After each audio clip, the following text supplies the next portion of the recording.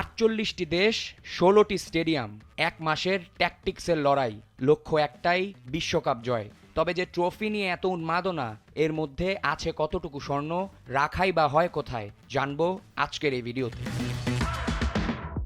অনেক সমর্থকের মনে প্রশ্ন জাগে, ফিফা বিশ্বকাপ ট্রফিতে আদৌ কি কোনো স্বর্ণ আছে?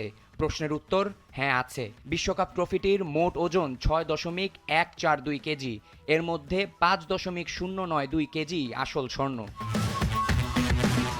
বিশ্বকাপ ট্রফির নিচে যে ডিস্ক আমরা দেখি সেটা মূলত জুরিকে অবস্থিত ফিফার জাদুঘরে নিয়ে রাখা হয়।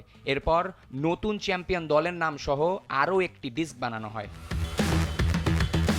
এখন আমরা যে ট্রফি চ্যাম্পিয়ন দলকে তুলতে দেখি তা মূলত ফুটবল বিশ্বের সাথে পরিচয় করানো হয় ১৯৭৪ সালে। এর আগে যে জুলেস রুমের ট্রফিটি ছিল তা ১৯৭০ সালে ব্রাজিলকে তৃতীয়বারের মতো চ্যাম্পিয়ন হওয়ার পুরস্কার হিসেবে স্থায়ীভাবে দিয়ে দেয় ফিফা। ফিফা বিশ্বকাপ ট্রফিটি শুধুমাত্র সংস্থাটির প্রেসিডেন্ট, বিশ্বকাপ জয়ী দল ও রাষ্ট্রপ্রধানরা গ্লাভস ছাড়া ধরার ইখতিয়ার রাখেন। এছাড়া যারা ধরবেন তাদের অবশ্যই হাতে গ্লাভস পরিহিত থাকতে হবে। বিশ্বকাপ ট্রফিটি মূলত সংরক্ষিত থাকে জুরিকে অবস্থিত ফিফা জাদুঘরে। এখন প্রশ্ন উঠতে পারে, বিজয়ী দলকে কি আসল ট্রফিটি দেওয়া হয়? না, কিন্তু বিজয়ী দলকে শুধুমাত্র উদযাপন করার জন্য কিছু সময়ের জন্য ট্রফিটি দেওয়া হয়। এরপরে তারা একটি রেপ্লিকা পান, যা পরবর্তীতে নিজ দেশে নিয়ে যান।